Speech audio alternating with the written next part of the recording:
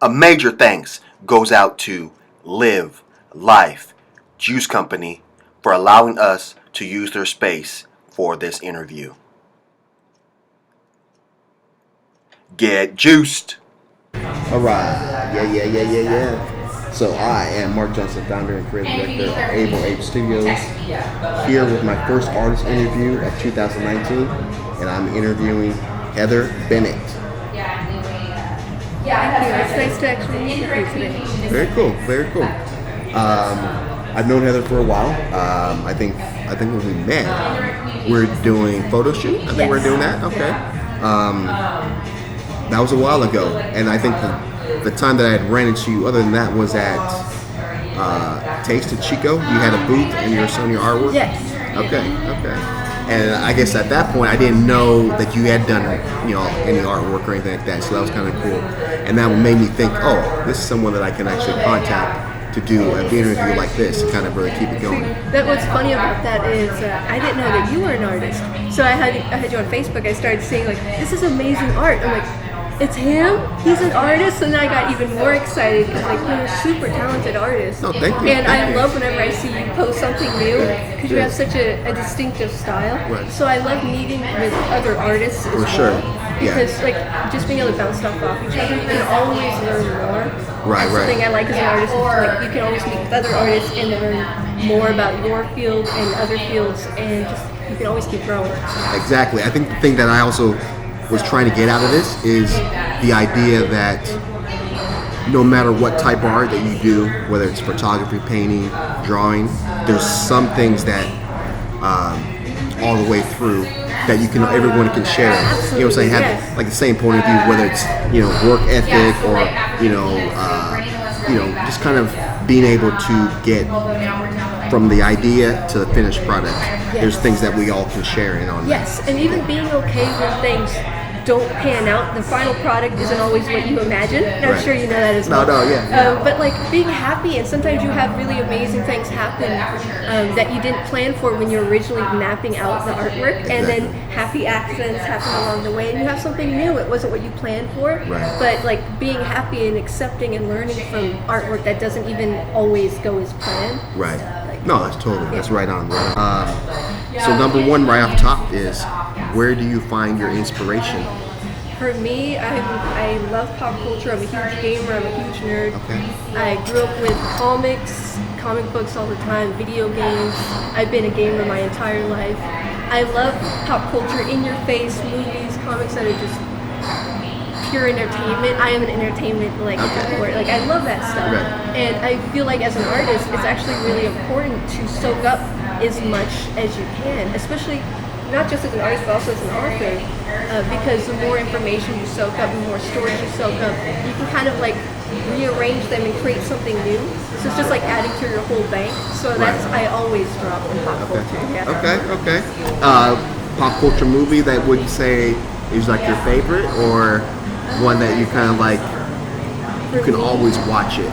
It's not one of those movies where you watch it one time and you're gonna give it some time before you watch it again. For me, Quentin Tarantino movies. Okay. I can watch the Kill Bill movies over and over and over again and still love them. Good stories, yes.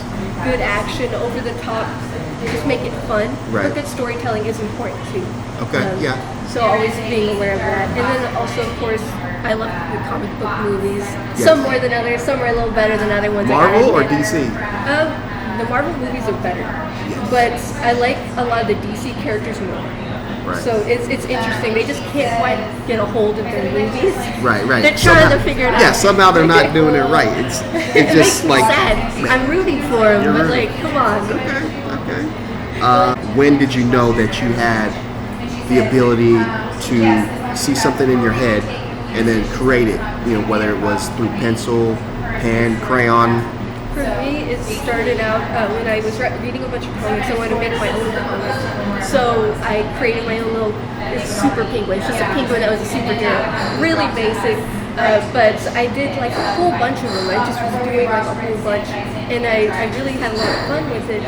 And then that slowly became other things. I was sculpting little figures from games that I liked. Okay. So I was sculpting and then I was drawing, but I didn't paint until I moved to Chico, much later in my life, which is interesting. I didn't think I'd ever paint. Paint was scary to me. Okay. Yeah, and then I finally tried it once I moved to Chico, and there was like no looking back at that point. Were you in a class setting, or someone just gave you some paints and then you just kind of went to it? Yeah, the very first painting that I ever did, was a painting of a Ninja Turtle.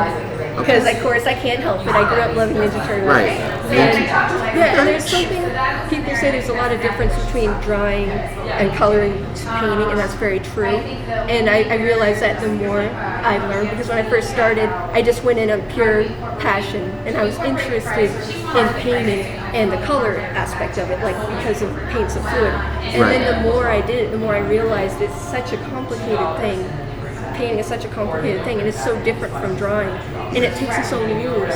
Right. So it was humbling to go into something all excitement, you're all full in, and then you realize, oh wait, I should slow down because there's a lot more to learn here. I don't have it figured out. Right. Yeah. How did being artistic as a child, how did that either like shape it, your life, or how did it make you take on different directions that maybe I don't know, do you have brother or sisters? Yes, I have two brothers. Okay. So different than what maybe past they may have taken. Yeah, we all grew up being very creative together.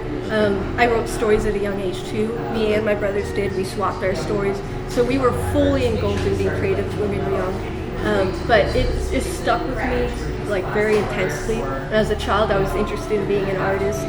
But it was something, there's that stigma, oh, you can't be an artist, so you can't make enough money. So I was hearing that in my head, like, oh, I shouldn't pursue this. So, but still, there's certain things that come from being creative. Like, there's a lot of problem solving you have to do as an artist, And I think it's actually a really good character trait to have. Okay. Because like you have to solve it, you have to see it, you have to solve it, and you have to be patient. And there's a lot of traits, good traits that come with being an artist, and I feel like those traits stuck with me. Not to sound arrogant. No, go for it. But like those traits stuck with me, and that patience and that like problem solving. And as I got older, I still always gravitated toward the idea of creating something, because creating something from nothing is a really amazing feeling, and it's something you can leave behind, like long after you're gone. It's something you can leave behind, and it's that like permanence of it as well that's really attractive to me, because you're leaving something behind that other people can enjoy. Right. And the comics I wrote as a kid, they meant a lot to my brothers and to my family, and it really bonded us together. It was a very big bonding thing for my siblings. So that made art important to me from the get-go. Right. But seeing what art can do to others, and that what it can bring them, the joy it can bring them, just kind of fueled me up even more. Right. So. Cool. Okay, so you have a brother, sister? Two brothers. Yeah. You're the oldest? I'm the middle. You're the middle. Yeah. Okay. Get an idea how that worked out. Yeah. And so what do your brothers do now? How are they doing? My older brother, he's married with a kid. Does he do any kind of art? Yes, actually, we also program games. No shortage of hobbies. I could probably do with a few less if I'm being honest. Okay. But we also programmed some cheap little computer games and made music for him and stuff like that. Okay. So he is actually still pursuing making video games and making music. Right. But he has way less time to do it now. Right, because he got a child, right. But he maintains it, and he actually, our whole Super Penguin comic was so influential that he's actually wanting to revisit the Super Penguin comic now as an adult, which I absolutely love. I am so sentimental, so I love that. Okay. And then my younger brother, he's still also very creative. He also wrote stories, and he continued to write stories, but sometimes there's that issue of obviously, life is hectic, life is busy, and you don't always have time to do these things the same. But I've always just made time for it, because it's just so important to me. Fulfilling, it's something you want to make that time for. What age did you find that you can make a living doing this? Yeah, that's a good question too, because when I was young, I always heard that you couldn't make money. That you couldn't? That I could not. That you could not. Okay. And you hear, artists, that's not a good a good thing. But then I first, like my second or third painting, somebody was interested in it. I did a painting of a chocobo from Final Fantasy, another game. I just can't help myself here. Okay. So somebody wanted it, and they were so excited about it, and it was the first painting that they'd ever, any sort of art they had put in their house, and they were so excited about it. And that was the first time I ever sold a piece of art, and that was a big deal to me. And then from there on, like, okay, I actually can make stuff, and people will like it. It was a good confidence boost. So I just kept doing it more, and then soon enough, just because when you're passionate about something, you're energetic and you put it forward, you don't worry about being rejected or anything. You actually get really good responses. Right. So people were excited too, and I started selling a lot of commissions. I was getting big commissions. They wanted me to paint. Families wanted me to paint all of their kids, all of their dogs, paint my family, paint my house, paint like there's just so many different commissions. I've gotten all kinds of fascinating requests, and it didn't take long. It just started snowballing. It's kind of happened. Yeah. Okay. And I was like, oh, this is exciting. And now painting has paid my rent on more than one occasion. So I am very, very grateful for that. And so you probably flip it, so the money you get either goes into more art supplies, more opportunities, and that kind of thing. Okay, so do that. What is your favorite medium to work in? My two primary mediums are acrylic and actually eyeshadow. I use eyeshadow in almost every painting that I do. I apply it with my fingers, so I like getting dirty with my work. So if I'm not covered in paint and eyeshadow by the end of a painting session, it wasn't a good painting session. Okay. So I always include that, and but I also like to include unusual medium. Okay. So I've also done a lot of splash art where I splashed coffee, wine, tea, all kinds of stuff on the canvas, and then paint over it and work with it. Okay. So I like seeing what the different other mediums do when they're added to acrylic. You get some interesting effects, but acrylic and eyeshadow, those are the staples. Those are the staples. Okay. Any of these pieces? All these pieces? Yes, all these pieces have acrylic and eyeshadow, absolutely. But this one is interesting because it had grape juice splashed on it 6 years ago, and I did a painting of a boxer. And then I went back to this painting just this year. And then I was inspired by German Expressionism, and I wanted to do a quick finish in one setting, a quick painting over a previous painting. So I did the acrylic over it, and then the acrylic, as I was painting over it, it had been 6 years of grape juice fermenting, and I was smelling the wine as I was painting, like, whoo! Right. And it turned the acrylic paint into a sort of oil-like consistency, which is really interesting, and I hadn't anticipated that. So you get some interesting effects, and there's this history behind the work as well. Okay. No, that is very cool. I would never thought of using wine to as a paint, but no, that's cool. Okay. Do you listen to music as you're painting? Give me the visual of what your setup kind of looks like as you're working on a piece of art. Yes. So when I start, I have to sit on the floor. I always sit on the floor, cross-legged. Okay. Real fancy here. Real fancy. And I sit my paints out, and I usually have headphones. I also have a record player, so sometimes I'll just play music on the record player. But the music I play is important. Right. So if I'm working on something that's big and it needs energy, I need energetic music, fast music. But if I need more controlled, delicate work, I need to play slower music because I can't help myself. I move to the music and I can't stop it. So I need to plan for that. So if I can't do a delicate painting of a baby, to like crazy rock music like, because I'm gonna be like, Okay. So yeah, it is important what I choose. That is pretty cool. I think I do the same thing as well. But I think when I'm working on a piece, it's more just kind of background music. You know, I like to be able to have it, yes, in a sense, be upbeat if I'm doing something upbeat. But I think it's just nice to have that air music. Or sometimes what I even do is put music on in another room and then do the artwork in a different room, just because it just makes the music float off. To me, that's kind of how I do it. But yeah, that makes sense. Just kind of setting a nice mood for yourself, because you're like kind of like good peaceful mood when you're ready to work. Right. So we talked kind of briefly about your kind of upbringing, and you have two brothers. You're kind of in the middle. Were there any artists that you looked up to growing up, or that you still currently look to? I mean, we talked film, we talked Tarantino.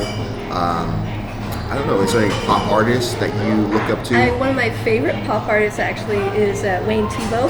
He's really well known for his paintings of cakes, and they look delicious. You want to take a bite out of them. Okay. He's known for those, but he also does really colorful portraits. So he has a sort of love affair with color like I do. Okay. So which is why I gravitate toward him, because he uses a lot of subjective color. I'm a big fan of artists that kind of have fun and don't just paint what they think, like they see. They kind of put there's more like of them in it. It's not just reality, but it's reality with their kind of glasses over it. Okay. So he's one of my favorites. There's also classics like Andy Warhol, a lot of the staples. But I'm especially influenced by comic artists. I am no illustrator by any means. I have massive respect for illustrators that can work that clean. Right, but clean. That is the thing. Yeah. Yes. It's scary. Yes. Like especially that idea of the line work with I can cover a bad line with paint. Right. But if you're just doing line work, that is so much respect for that. So I follow a lot of comic artists, Jim Lee, and also some other more kind of lesser known ones, including the illustrator who actually did the cover for my book, Humberto Nicovides. I'm probably butchering his name. But he's an amazing illustrator from Brazil. Ooh, and okay. he's actually making his own comics, and he has his own stories and stuff. And he is amazing. Yeah. Okay. Well, now that you bring up your book, can we have a kind of a look at your book? Yeah. So we're going to chat about that. And give us a little rundown. What is? Okay. So this is my first full-length novel that I've released, Frank and Patel. Okay. I'm working on the prequel for it right now. Stand it up. Maybe stand it up. Whoop. Okay. Yeah. So yeah, it's a splatterpunk novel. It is full of bad language and violence and all kinds of stuff. Okay. But it's definitely like a story made from my love of pop culture and all of that. And it's basically following this world where it's the world we know now, but the only difference is that Frankenstein was real, Dr. Frankenstein was real, reanimation is possible. Right. And since it came into existence, it's affected politics, it's affected society. And at this point in the world that this is built with, there's very few living people left, and they're called warm bloods because it's kind of like a derogatory thing now. Okay. Because at this point, the undead, all the people that just die and get reanimated, it's devalued life. Right. So now people are more reckless because if I die, I'll just come back. So now at this point in the U.S., pretty much everyone is undead. Very few living people. There's discrimination against the living. And so basically, you have the actual warm bloods, a few remaining living people on the planet, are fighting to find some sort of existence and to continue mankind. But it's just at this point, kind of we think of how our society is now, our sort of love for indulgence and the here and now. That's basically what it is. Only we realize that we can just come back from the dead. We can get better parts. We can upgrade ourselves. Upgrade it. Okay. So it follows this character, Rita Venus, and it's basically following somebody that's very rich in this world. She's extremely rich, pop star from the 80s, and she's actually a really awful person at the start. So she needs to she has to deal with the fact that her career is failing. She doesn't know anything about the politics of the world she lives in because she's on the upper end of it. She knows she can get reanimated whenever she wants, while the poor people have to try to fight for their right to get reanimated if they die. They look more like Frankenstein's monster, but she's rich, so she can get the best surgery, the best parts. So she starts out clueless, but a series of events in the book lead her to meet one of the few remaining warm bloods, and it's a woman who's pregnant. So she has there's a lot of hope in her, and she's trying to ensure the survival of the human race and her baby. And this awful alcoholic pop star comes into contact with her, and through a course of events they actually end up becoming friends, and she has a chance to actually redeem herself and make a real difference for humanity. Right. Trying to protect her and bring her to a sanctuary for the last living humans on Earth. But it turns out that sanctuary may not be what it's cracked up to be. So yeah, it is a crazy, insane story. Right. Yeah. And the story is completely yours. Yes. Okay. Yeah, totally Let's original. see the back. Let's see the back on that. Yeah. Nice. And then yeah, you can flip through the inside. Yes. So. Full story. It's all told from the main character, Rita Venus, her perspective. Okay. So it is drawing, writing. It is because it is a train of thought. It is her thinking as she's experiencing these things. So yeah, it is not your typical book. So give me a little bit of the process of how you came up with the idea until you got the final. Yes, we have a book. I was interested in the idea of an animated world. Like, what would happen if this, if everybody could come back from the dead? But first, I was going to tell a story that followed more of a more normal character, more relatable, nice character. Okay. And I was going to create the villain, which was going to be Rita Venus, same character. Okay. And as I was writing this out, and I'm writing the main character, I'm like, this main character is so boring. There's nothing here. And then I was way more fascinated with the villain. Okay. And so I was like, what if I actually switch this and I don't write a story with a sweet, likable main character, but with a character that's actually kind of a villain at the start, but gets redemption as you go on. Right, and to me, that felt more compelling to write about.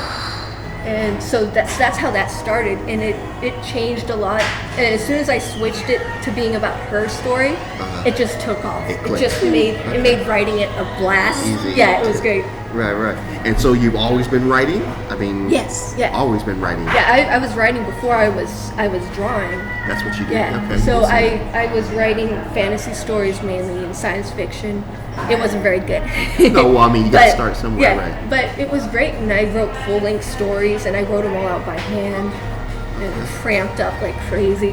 I'm so grateful for writing on a laptop now. Right. It's so much easier. You type it out, cram it out. Okay, Yeah. so when you get how many drafts is this? How many drafts did you have to kind of get to the final? It's a lot of work. No, I can imagine. To write a book, and then because it's important to reason out characters and what motivates characters. I'm a people watcher. I love watching like people and how they interact and what motivates people. Right. So trying to get in the heads of these characters, and like the main character is so not me. People ask me, "Oh, is she you?"